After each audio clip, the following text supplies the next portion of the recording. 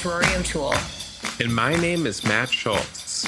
And this is How to Be, the podcast where we discuss ancient wisdom, modern hacks, paperback self-help books, and pithy platitudes in the hopes of figuring out the best way to live this one precious and wild life. Does what goes around really come around in the end? Is there any cosmic justice, or does the universe not care what we do? Join us as we discuss karma.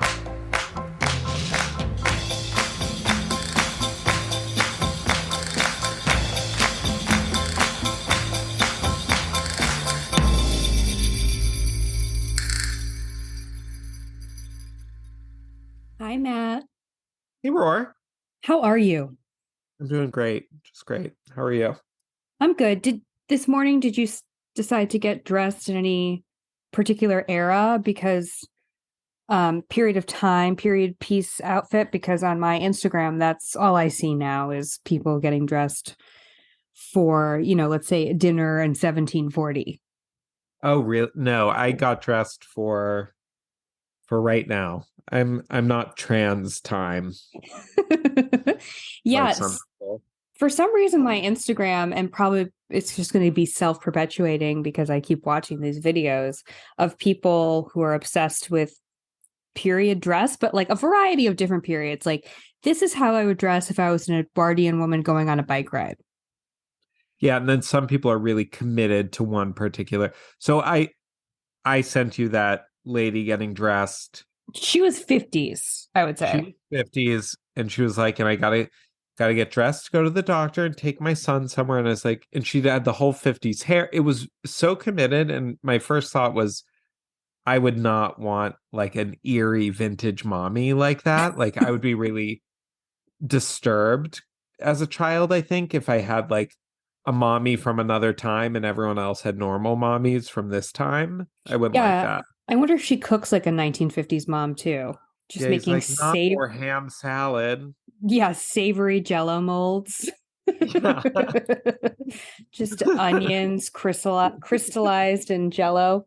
Yeah, and it also probably really shrinks your dating pool. Like, not only you have to find someone who's interested in the same era, I would assume. Yeah, or at least sort of a compatible era. Well, now I saw a woman. Now I kind of get 60s. 60s okay, 50s okay. Even let's say like a 90s can go with the 60s.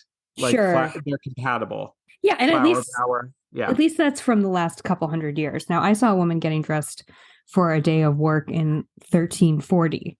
Oh, yeah. That's a very long time ago, and she was just layering sort of flaxen dresses, really sacks on top of sacks, and then put her hair in a little cotton bonnet. What's the appeal of that era for someone? It's not even like fancy. She was like, I'm going to be a peasant in 1340. Well, things were so much better for women then. Yeah. So that's, it's sort of a fantasy. A lot of people in Israel are very committed to dressing like it's the 1700s. How do you mean? All of the Hasidim. That's the 1700s look. The Hasidim. What's a Hasidim? They are, so there's... The knickers? There's two types of Orthodox Jews. Well, there's many types, but there's two main types, which is like Hasidic, which is like they're in a different world. They're not watching TV. They don't have the internet. They dress like it's the 1700s. And modern Orthodox, which is like they're like Orthodox, but they live in this world. Mm-hmm. They wear a nice suit I actually think that's a great look. The modern Orthodox look. So I live in a very Orthodox neighborhood, and there's a lot of young chaps just wearing like a nice suit and like a nice wide brimmed hat. And I'm like, if you have to wear a uniform, that's a good one.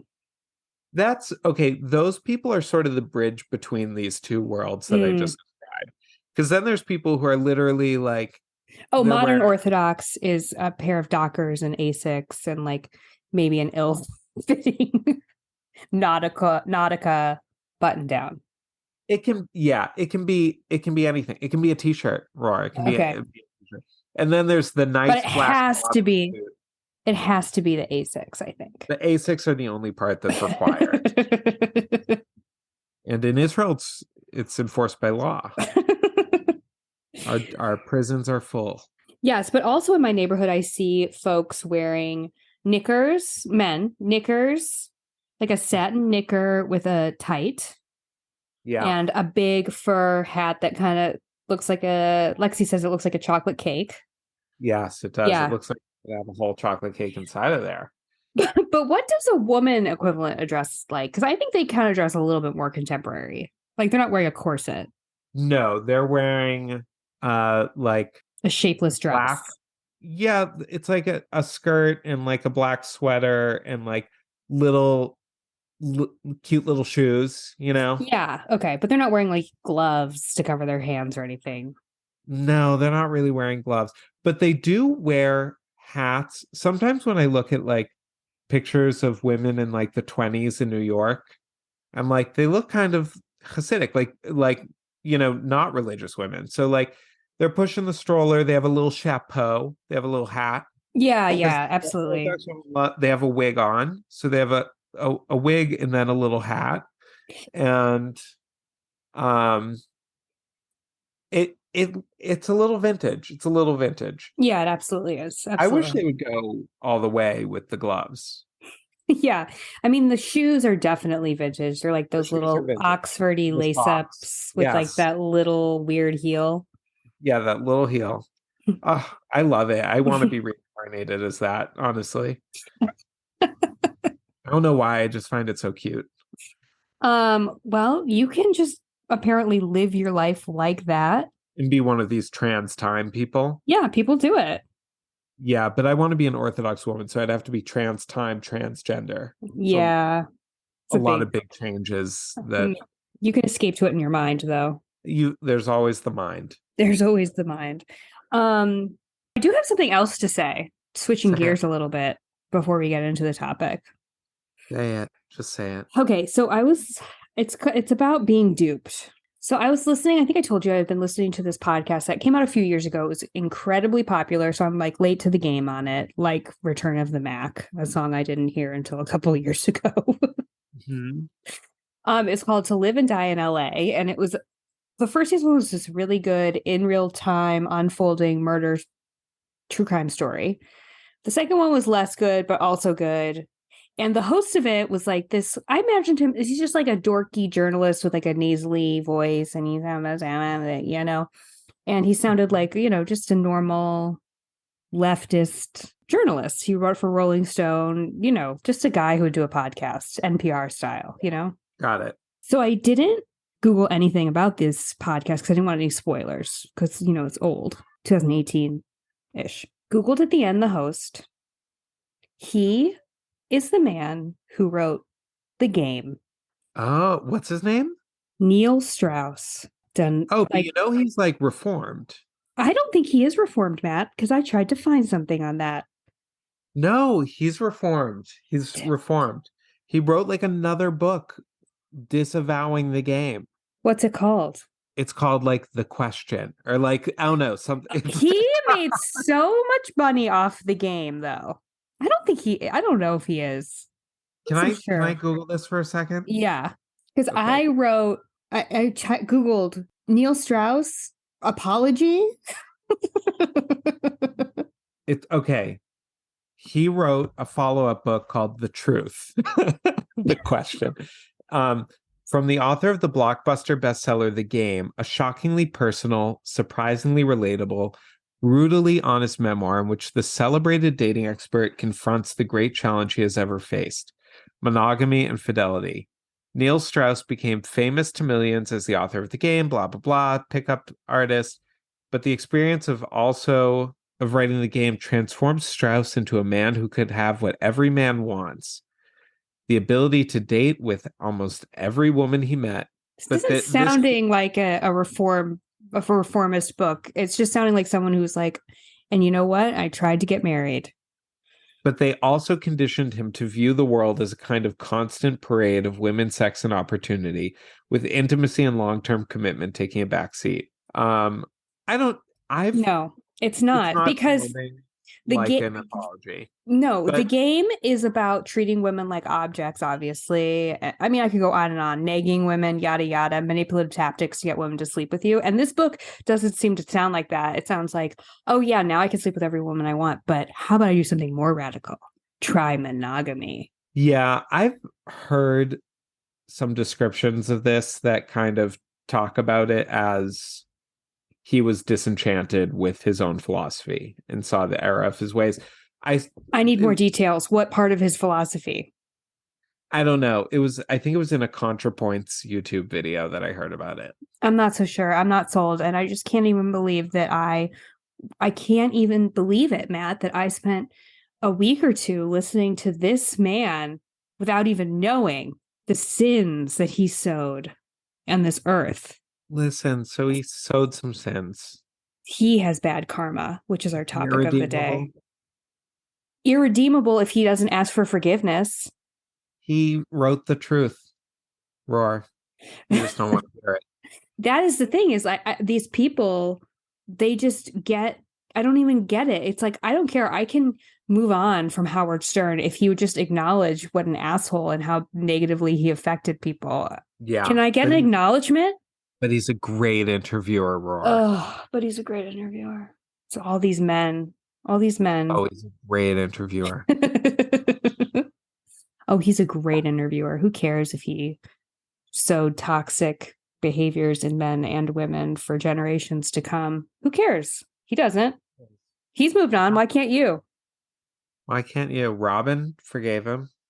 He didn't even ask for forgiveness and she forgave him. Yeah. Anyways, karma. We're talking about karma, just desserts. So okay, today we're talking about karma. And of course I did my little research here and there to sort of get into this topic. I looked at what some various spiritual leaders, what certain religions think about karma, because I would say it's originally a Buddhist philosophy of life. The Buddha discovered it, but now it's also really ingrained in Hinduism and has become just sort of something that's involved in our every Western culture as well. What do you think of as karma? Well, isn't it sort of broader than just, I mean, like the Bible is full of karma also. But they don't call it karma. But yeah, let's say that, we could say that. Yeah. Is it? I feel like the Bible is like, the Bible though has God as this arbitrator of karma. Not always. Jacob deceives his father, pretends to be his brother to steal the birthright. So he dresses up as his brother and deceives his blind father and steals the birthright. So what happens in the Torah often is this thing that's referred to as midah keneged midah, the thing against the thing. So now we know he's going to get punished in a similar way to the way his crime. So then he wants to marry Rachel, but they switch Rachel out and slip Leah, the less comely sister, into the bridal tent. So just as he did a sibling swap to fool his brother, so a sibling swap came to fool him. And this happens it happens all the time.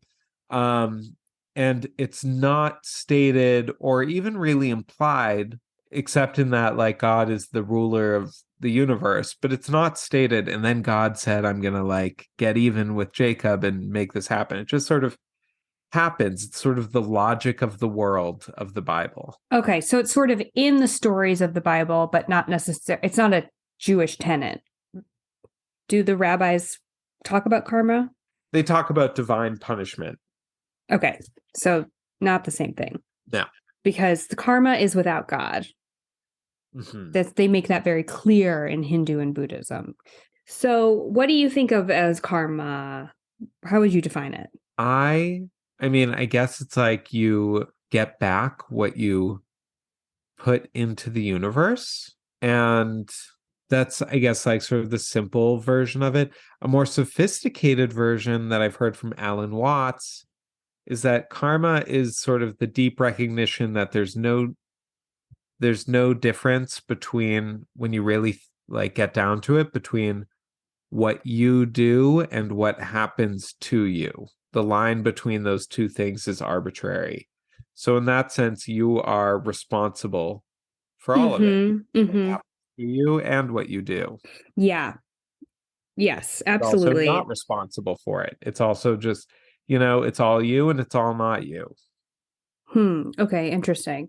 Yeah, so I remember when I took a Buddhism class in college, our teacher really wanted to hit home that the idea of what karma has become in our society isn't what the original Buddhists sort of meant by it. Basically, he was like, karma is just cause and effect.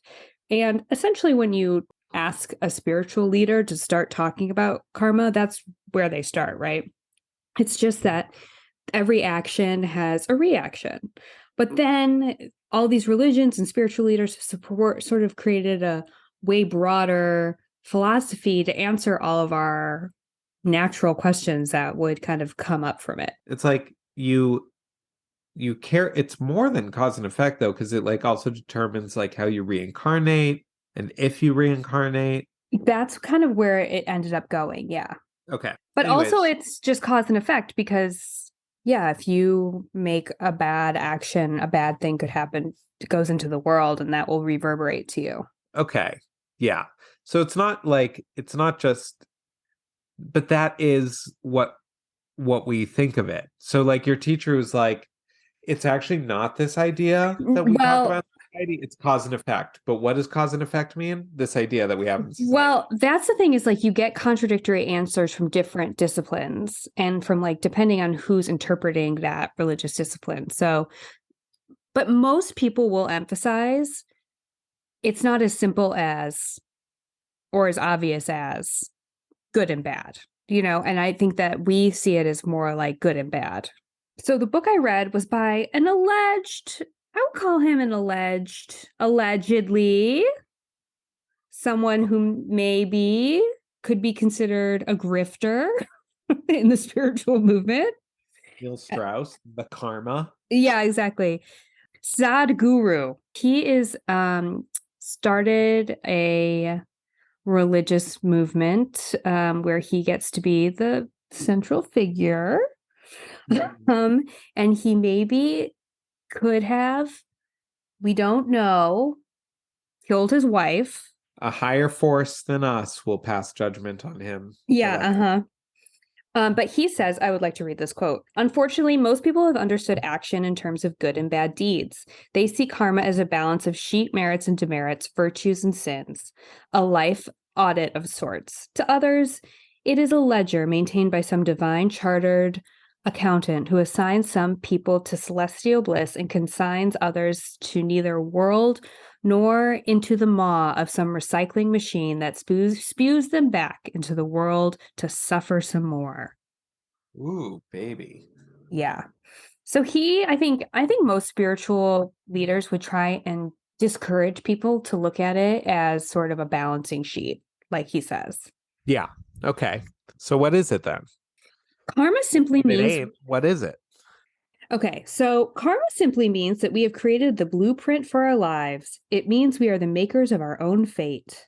When we say, this is my karma, we are actually saying, I am responsible for my life. Karma is about becoming the source of one's own creation. In shifting responsibility from heaven to oneself, one becomes the very maker of one's destiny. So I kind of think of it as like what Alan Watts said.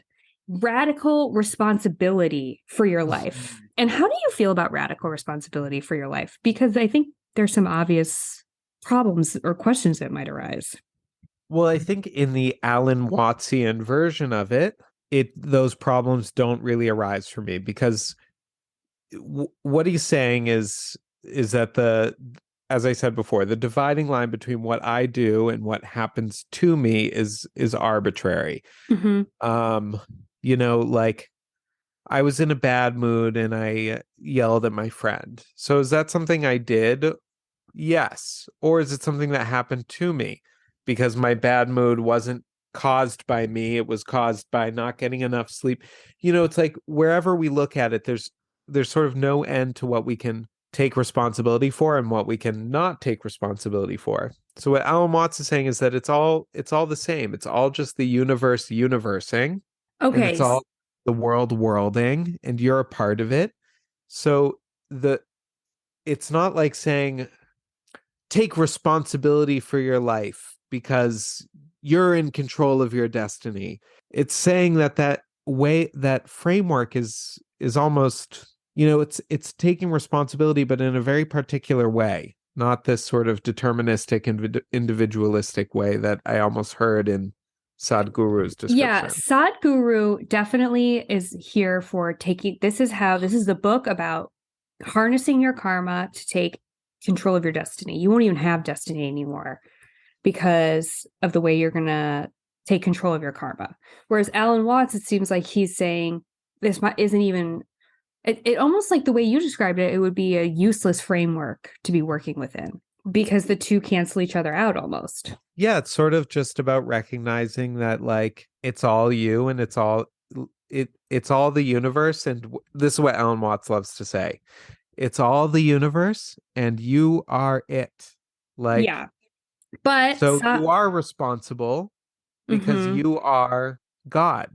You're an equal member of this flowing God universe reality. So you are responsible in that sense. But there is also in Sadhguru's book the component of dissolving the individual. I think in many religious teachings, not say all because I don't know all, especially in the East, dissolving in New Age, dissolving the self is like a key component of how you should live your life, a next level of awakening. So it's kind of like he's holding both thoughts in a way that I personally couldn't reconcile or understand. Yeah. And I think I'm personally very allergic to that idea of total control over your destiny. Also, if you're coming from this karmic view of multiple lives and bringing karma, reincarnation and bringing karma from your past life, and you have inherited karma from your parents. So you're born into abject poverty, let's say. Okay. That is karma that has been karma of the world, karma of your parents, karma of your past life, all coming together. Yeah. And that's the situation you have. And then you have to change your karma in order to break the cycle. Yeah. Like, first of all, fat chance, dare I say, no, you're just going to end up making more karma for your kids because it's so much. All these generations of humans and the dinosaurs before that, Well, no, animals create less karma because they base on instinct. They're instinctual, so. Okay. But still, that's a lot of animals. If each one even only has like, a 20th of the karma, it's just a lot of karma for one person to break. Like maybe you can steer the ship in a new direction, like turn the rudder a little bit. Yeah. Well, I mean, breaking your karma cycle is nearly impossible, it seems like, for everyone. I've seen people try to do it, rarely with success. But I think Eckhart Tolle, I like his version of karma.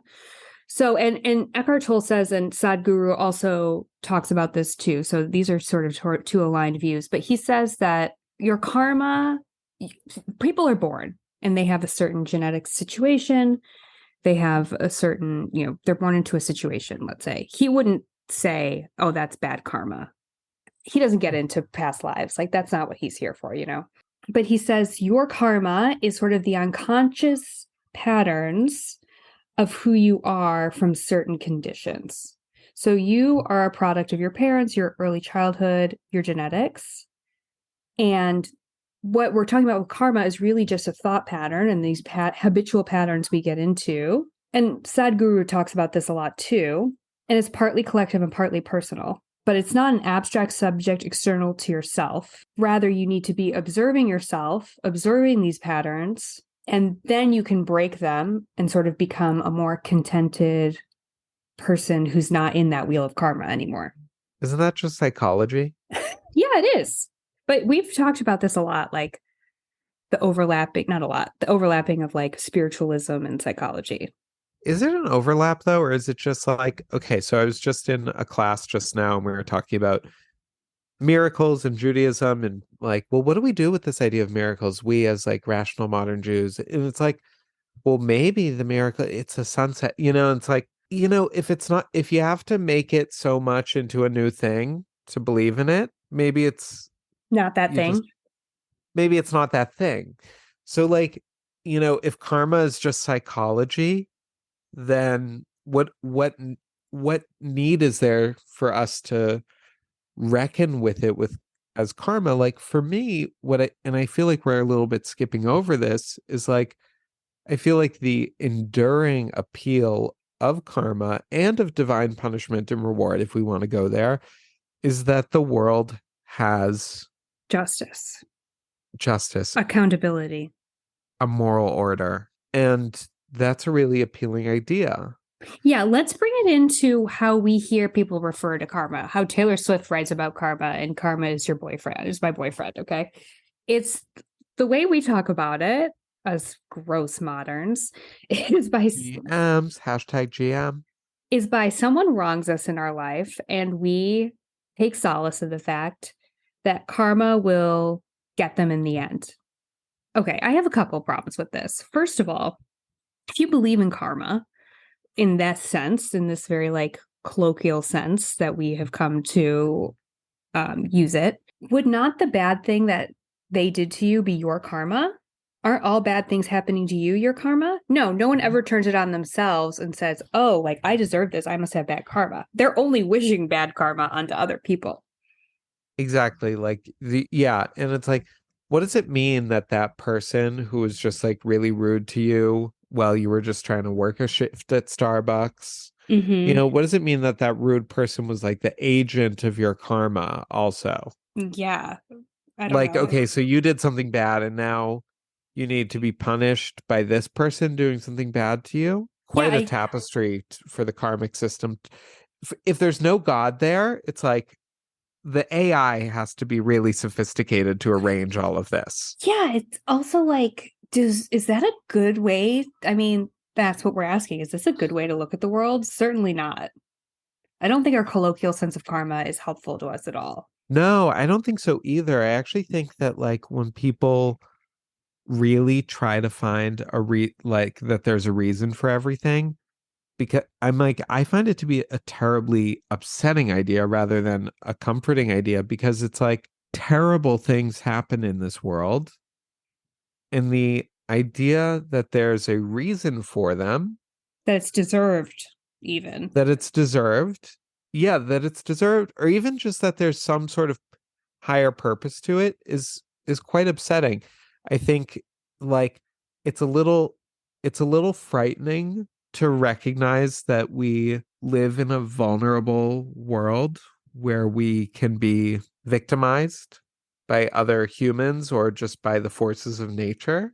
Mm-hmm. That's scary, but that's the truth.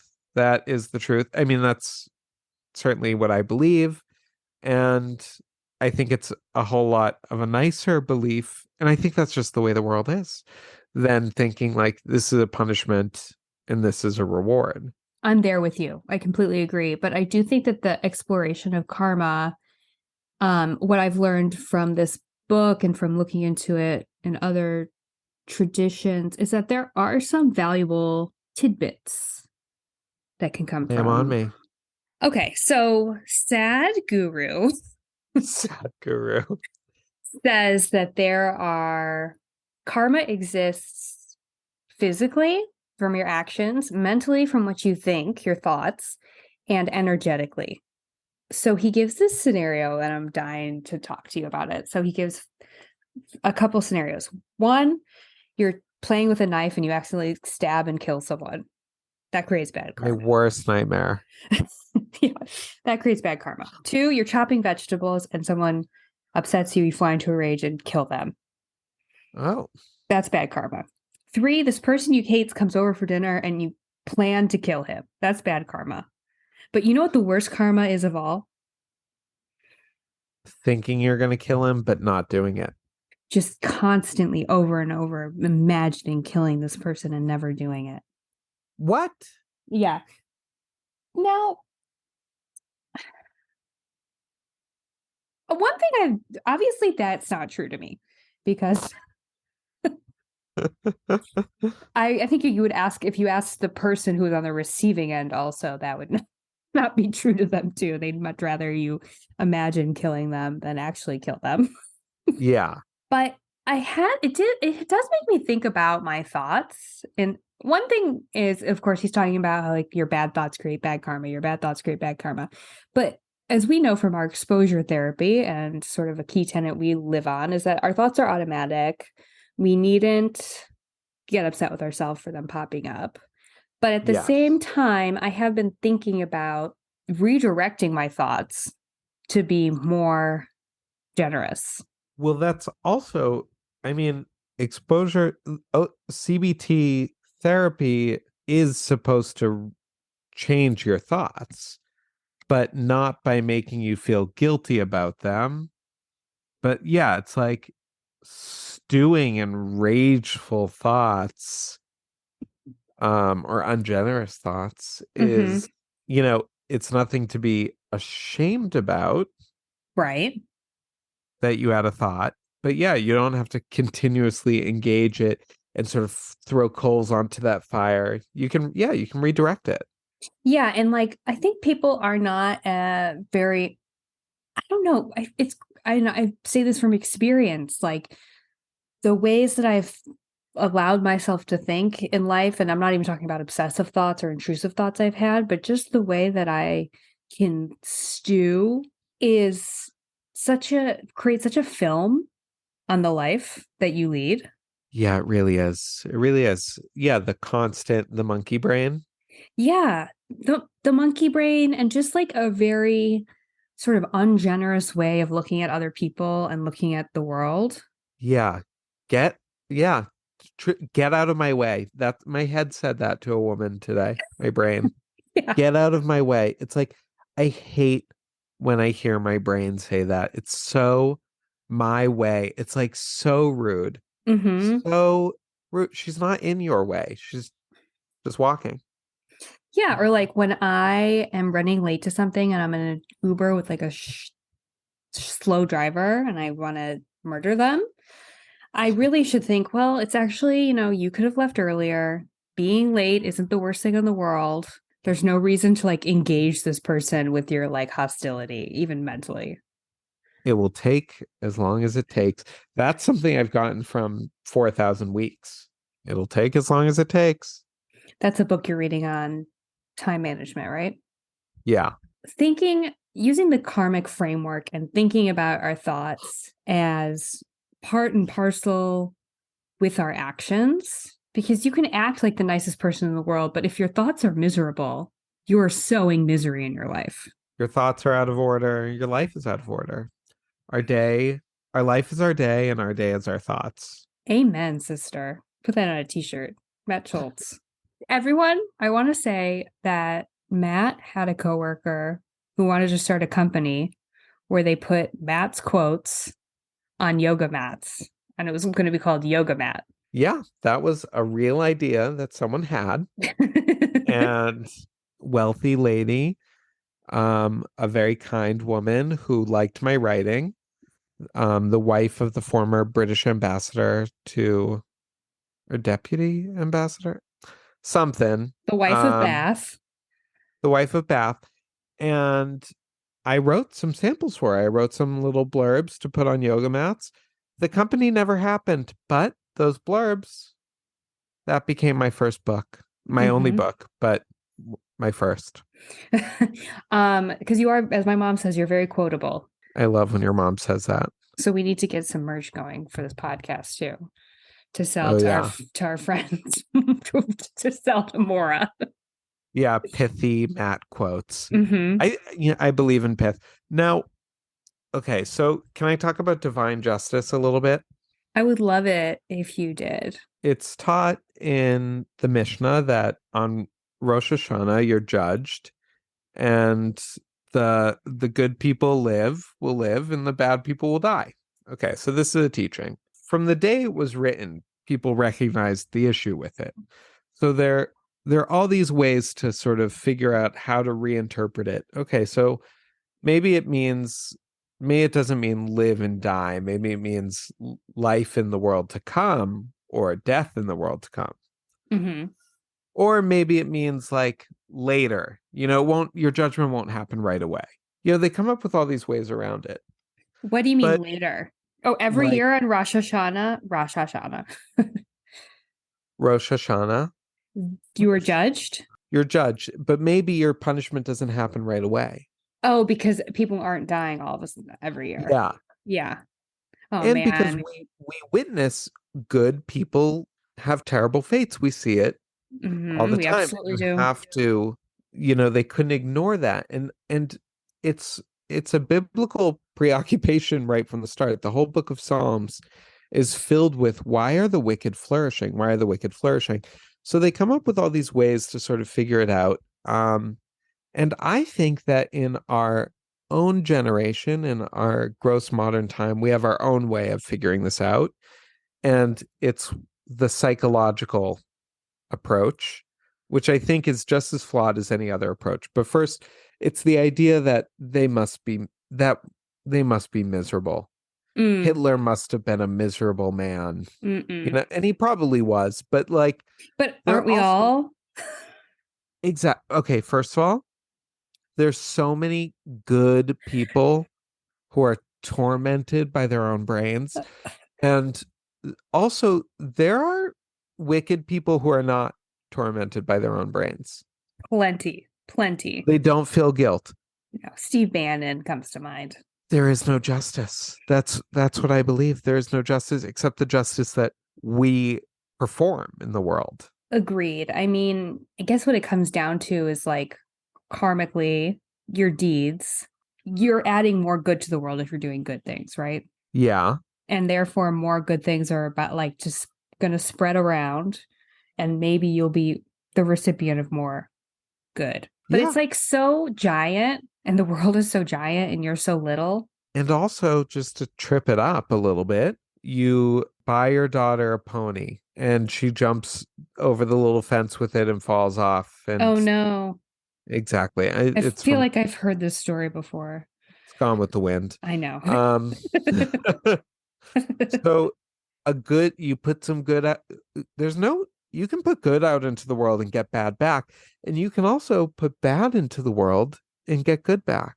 Absolutely. It's not a balance sheet. Yeah. You get pregnant accidentally at 16, run away to a little town called Stars Hollow. Turns out your daughter becomes your best friend. Yeah, absolutely. You're a megalomaniac who defrauds millions of people out of the dole money, out of their last farthing, and you become president of the United States. Yeah. You get all the McDonald's you want. Yeah, for free, because they pay for your meals when you're in the White House. I bet. That's a man who is not having a good time in his own head, though. That's true. I believe that he isn't having a good time in his own head, but I don't think he feels guilt. But that's a different. No. Just having a bad time. Just it's not quiet in there. It's not a nice place. Okay. I would also like to talk about this other thing that Sad Guru says. Your intention makes all the difference. If you say something prompted by love and another person gets hurt, that is his karma, not yours. And this kind of goes back to our last episode on the virtues and honesty as a virtue. I just don't think you can walk around telling people things that are true from a place of love. Well, I don't know. So what do you think? What's the scenario you're picturing for that? Because I think I'm picturing a different one than you. Tell me what you're picturing.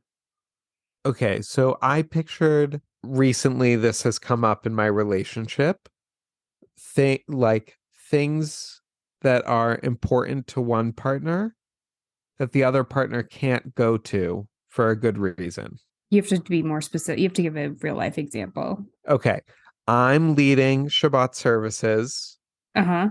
in next weekend at the synagogue where I intern, and Yoav can't come. Now, he said it with love. He was too busy. He had another a fellowship he has to Okay, apply yeah, to, blah, but blah, blah. yeah. Now I got a little hurt. Mm-hmm. So that kind of makes sense to me. Like, it is my karma a little bit. Because What he's if, not doing it to me. sure, but you can't imagine a scenario where you're saying something to someone with love that would be incredibly hurtful to them Yeah, and and wouldn't that almost be their karma? inappropriate. I just know that people don't like me. One of the things people hate about me is, Your truth telling. yeah. But are you really saying it with love? Well, I think I am. Of course. Do you think I'm saying it not with love? I think you're saying it with people's best intentions in mind, with people, or with what's the expression? I have what's best for people in mind. I think you want what's best for people. Mm-hmm. I don't necessarily think you say it with love. Oh, so you're saying something with love comes out lovingly. Yeah, I think so. That could be, but I don't have hatred. Maybe I do. I don't know. That was another thing that I wanted to talk about. Like, how do you know if you're saying something with love? Do you sound like Glinda the Good Witch? What if I was like, Oh, do you? oh, Matt, and I said something horrible? Also, like, you're Yeah. coming from your perspective. Like, someone who hates fat people and really thinks being fat is like the worst thing in the world and like bad for your health, and you really care about this fat person, and you're like, I lovingly have to tell them they're so fat they need to lose weight. Yeah, well, okay. So I can't get specific about this scenario, but I had that scenario recently where I had to tell someone, I didn't have to, I chose to tell someone that I thought what they were doing is immoral, which I think we may or may not have talked about in the last episode. And I really think I said it with love. Did you feel love in your heart when you said it? Yeah, I felt love and I felt care and I felt concern. But I guess what I'm getting at is a human being's thinking is so distorted, and you're totally coming from your own opinions and subjectivity and point of view, that to put that on someone as truth, maybe it's that we shouldn't perceive it as truth, just someone's opinion. But if you're like someone who like comes up against a lot of people judging you for the way you are, and you're constantly being told that lovingly from people, that's not a good way to live. Yeah. But like at a certain point, like how upset you get about things that other people say, like, is your responsibility. It is. It is. I mean, I think it's both. Yeah. You know, the truly enlightened person. Well, the truly enlightened person is none of us, but they don't have like such a strong relationship to identity. Yeah. So they're not going to be as easily offended. Yeah. I remember this like scene in 6 Feet Under where Claire is like having a hard time with her art and her aunt is like in a bitchy mood and her aunt's like, well, maybe you're not an artist. And she's like, that was rude. And then her aunt's like, well, maybe the fact that you're getting defensive about it means it's true. If I told you were purple, you wouldn't get upset because you're not purple. And that haunted me for years, where I thought if you get upset about something, it means it's because there's it's true. Truth. But that's not true, though. Actually, I don't know. Is it? No, in my opinion, it's really not. Okay. It might be something that you're insecure about. Yes, it's something that yes. But just because you're insecure about it is just your personal relationship to it. It has nothing to do with truth, in my opinion. Yeah. Like that time that our friend drew that caricature of me with heavy eye makeup in college. And that opened my eyes to the fact that I should stop wearing such heavy eyeliner. Yeah, but can you tell that story? Because you just found it, right? I came to my friend's room in college and I found a caricature of me drawn with giant boobs and like raccoon eye makeup. And I asked her, did you draw this of me? And she said, no. Our other friend, Zemba, drew it of you. So then she didn't think that out very well because Zemba was on her way over. And I said, Zemba, why would you draw this of me? And she said, I didn't draw that.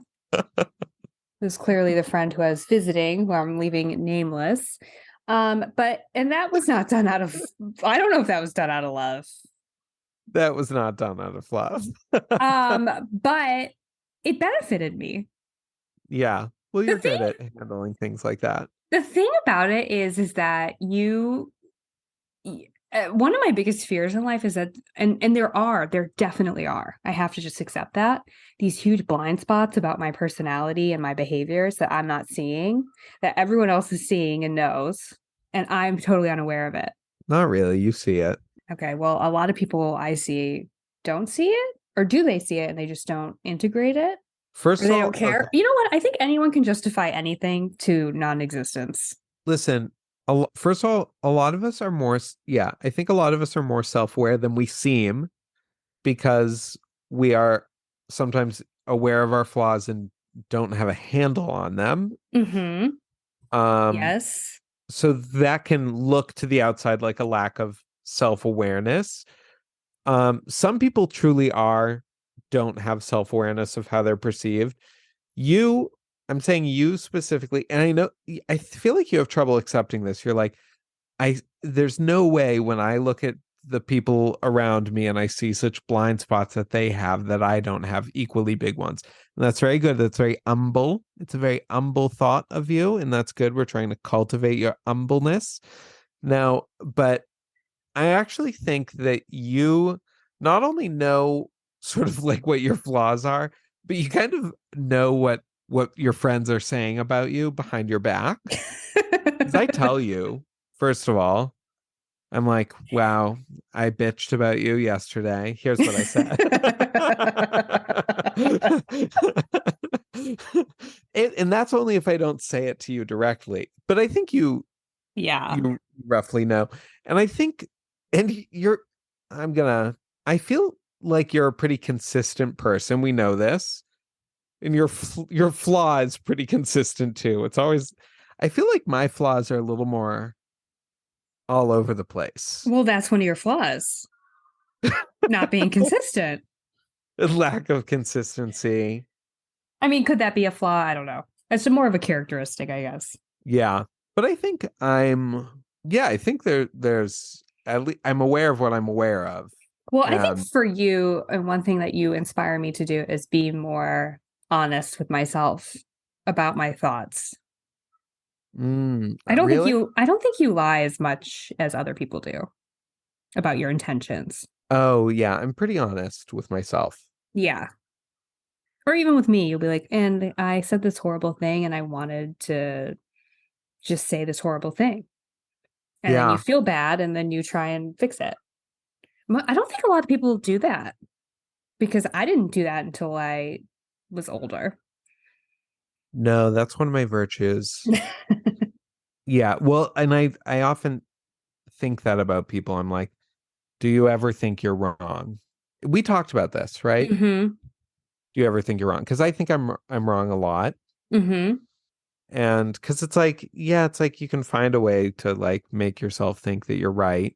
But sometimes it's like the miracles thing. It's like, ooh, I'm having to do a lot of work on this. Yeah, and sometimes I can be right, but my intentions are wrong. Yes. And I think that makes me being right null and void. You know, if I'm not coming to things with an open heart and an open mind, like that's a priority for me these days. Open heart, open mind. Oh, yeah, that sounds nice. That sounds good. How are you doing that? I just like, and when I think something, I'm like, is this when I'm reactive, I say, where's this person coming from? Am I coming to this with an open heart, open mind? Even if I think that person isn't, I don't need to worry about that person. I only need to worry about myself. Exactly. Yeah. I think it'll take years of practice. That's what we're here for. That's the curriculum. That's the curriculum. Now, I think we would be remiss to talk about karma and not talk about reincarnation.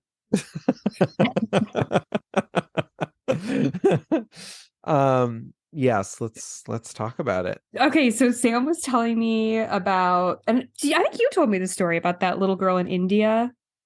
Oh, yeah, that was... Will you tell the story? First of all, this was like a huge moment in my life. So like I've always had this like sort of tortured relationship with how religiously Jewish I wanted to be. So a few years ago, I was sitting on my bed. I listened to this amazing podcast about this woman in India who she was really devoted to one god and like really active at the local shrine in this town for this god. She was like a true devotee of this cult of this one god and, you know, a very pious woman. And then she was dying. And as she was dying, she like did this really intense meditation on that god's name. And then she reincarnated as a little girl. And the little girl came to be verbal and instantly sort of knew who she was. And she was like, I'm from this other town and I work at this shrine. And they took her there and she was spotting things, recognizing things. And yeah, they talked a lot about karma in that episode. And I remember thinking, why, you know, I have such a complicated relationship with Judaism. I wish I was Hindu. That was a thought I had while I was listening to it. And I thought, you know what? Maybe it's my karma in this life to be a Jew.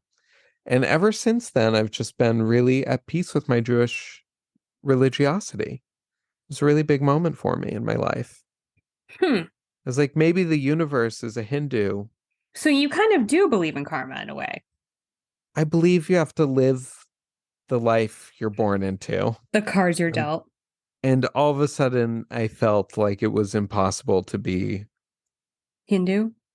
Anything other than a Jew. Yeah. And I love childhood reincarnation stories, like that kid who was like an old-timey Jewish Hollywood producer. And he's like, they're showing him pictures. He's like, oh yeah, I know him. That's Tony. We did a picture together. You know, it's like insane what these kids can come up with. Yeah. What do you think about that? Like, I don't believe in reincarnation. I don't. But those stories, I don't think they're lying. I think that I personally believe that the afterlife is diverse. Oh, a little of this, a little of that. The afterlife is whatever you want it to be. That's kind of what karma is. Karma is whatever you want it to be.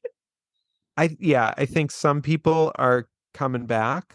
I think some people aren't. I think some people are becoming ghosts. I think some people are becoming stardust. It seems to me, from the evidence I've seen of ghosts and reincarnation, and the fact that the world is not like popping with ghosts, so it doesn't seem to be everyone,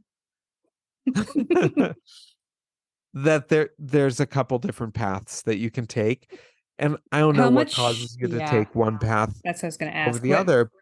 Do you get to choose? This woman seems to have chosen, this Indian woman, because she was doing this really profound meditation as she died. So she sort of held on to her soul and she sort of held on to her selfhood. Yeah. I thought we weren't even doing the self in a world like that. She kept herself. She wanted to stay on that plane. I thought we were no selfing, but there are levels. There are levels. So do you think, if you believe in reincarnation, and do you take your karma from a previous life? No, I don't think so. Do you have any but it seems to be there, you could have memory. You could have memory. So in that case, like, the body keeps the score. Your psychic Bev told me that the reason I'm gay is because I lived a lot of lives as a woman, 1, 2, 3, right in a row, and then quick shift to man. Too fast. How do you like that idea of gayness being? But then, yeah, it's like, no, I'm not buying that at all. Although, who knows? You know, far be it for me to rule it out as a theory. You're so unwomanly to me, besides the fact that you like men. You don't think I have woman energy? I don't know. You do like women a lot in a real way. A beautiful long-faced woman. You must. We know you had a long face if you were a woman in a previous life. Yeah, flashback to me like brushing my hair, my admiring my long face in a mirror. We're joking about the fact that I love long-faced women. Rory says I've never met a long face that I didn't love. Like I'm always like, okay, the women I find most beautiful in this world, Sarah Jessica Parker. I'm currently obsessed with Jamie Lee Curtis. I just think she's like so stunning. Um, Sandra Oh had like a long period of Sandra Oh obsession. Just like I love a long face. Thus, Jamie Lee Curtis Beauty and the Beholder with the long hair again in the new Halloween movies. So stunning. The aging so beautifully. Okay, I want to take a second and sort of switch gears a little bit. Okay. Bring in a new related topic. So I told you at the beginning of this podcast that I thought this guy who wrote this book is allegedly could be maybe a huckster. Mm-hmm. What do you think about the monetization of spiritualism? These spiritual leaders who become who become famous, who are lauded, who are worshipped, and then make a ton of money and avoid taxes. Yeah, well, and sell these programs.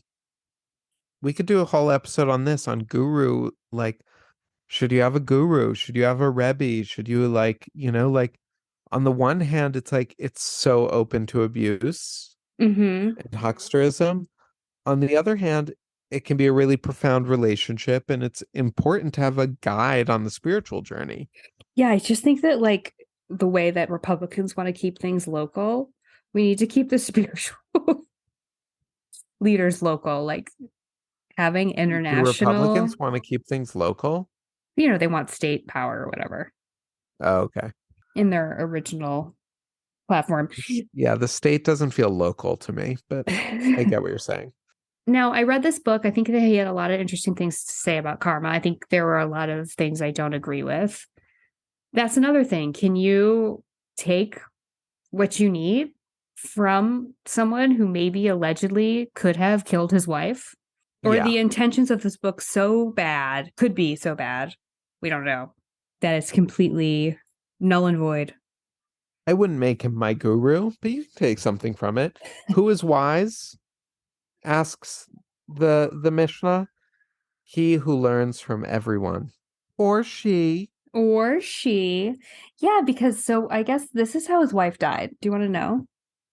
Yeah. She was meditating and told everyone that she was going to leave her body that day. And then she allegedly died while she was meditating. And her family asked them to keep the body so they could do an autopsy. And they just instantly cremated her. She told everyone that she was going to leave her body? But the witnesses are like her husband and a couple of acolytes of her husband. Yeah, it's not good. It doesn't look good, right? Also, who can meditate themselves into death? Yeah, it's like that's your alibi. Like, do we believe that? You and me. I don't. No. Definitely not in an afternoon. Okay, do you have anything else to say about karma? I just will say this one thing to sort of sum it up for me. I don't really think it's a helpful framework, because the framework in and of itself, especially if you look at it from the Buddhist or Hindu perspective, really makes you feel trapped. Like you are trapped in a wheel of karma. It's like we talk about with the wheel of samsara, and it takes a very intentional practice to get out of this wheel. And like, I'm just not going to do that. Yeah. So the only value I can see of karma is the way that, turning inward and looking at my thoughts and actions and trying to make them more coming from a place of openness and love. Listen, you should listen to Alan Watts talk about it. He never killed his wife. Well, does he have a wife? He had one before she disappeared mysteriously. And they found her in a well. Found her in a well. On his property. And he didn't report her missing. And I don't think that using karma as like sort of a defense mechanism to appease your revenge desires is helpful either. No. If only we lived in a just universe, but we don't. We No. live in just a universe. And I want to do a whole episode on like radical personal responsibility, because a lot of the way that these spiritual teachers talk about karma is very like Atlas Shrugged. Yeah. And I get we should do an episode about that, because it's a very problematic idea, but also a very powerful idea.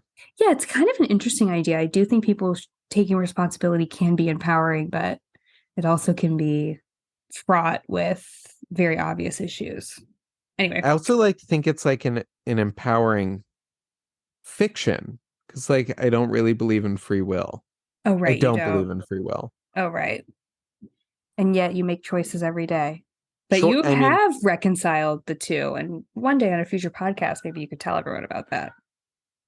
Yeah, I mean, Sam Harris is a much more eloquent speaker on the topic than I am.